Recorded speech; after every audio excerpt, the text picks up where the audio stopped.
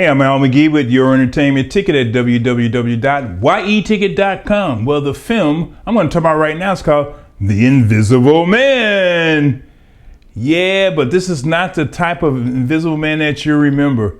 You know, remember The Invisible Man in the 1940s, and also Hollow Man, those type of films. This is entirely different.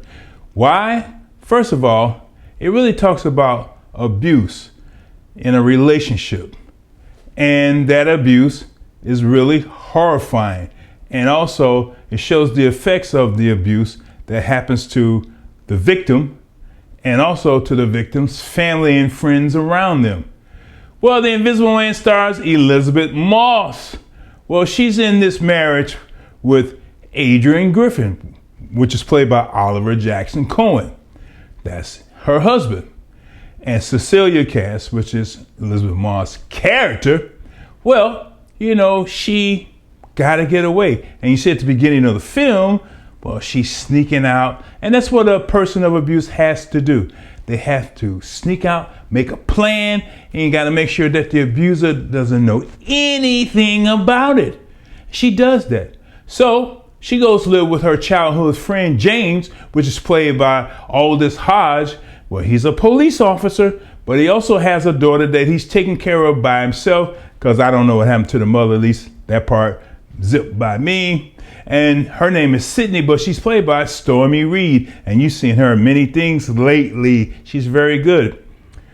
So she really having a hard time struggling to really just be a normal person. She can't even go outside. She's so afraid that he might come. What I mean by he, Adrian, her husband, might come by and attack her and control her and take over her life. She can't even walk outside to the sidewalk from the house. That's how hard she's having to deal with life, being abused. But she finds out that her husband committed suicide. She finds out from his brother, Tom, which is played by Michael Dorman, and she inherits a large sum of money from her husband.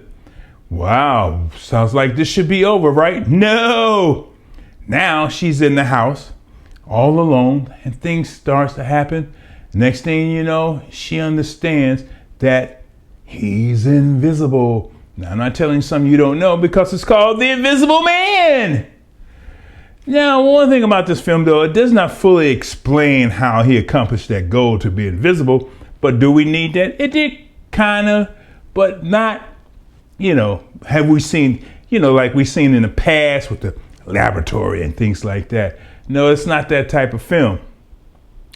But another good thing I like about this film, too, is Benjamin Wallafix, his score. It was very scary, but it was right on. It was creepy. And I tell you, the writer-director, Leigh, Whannell, this is a great film for him, for The Invisible Man. He did other films too, like Insidious 3 and things like that.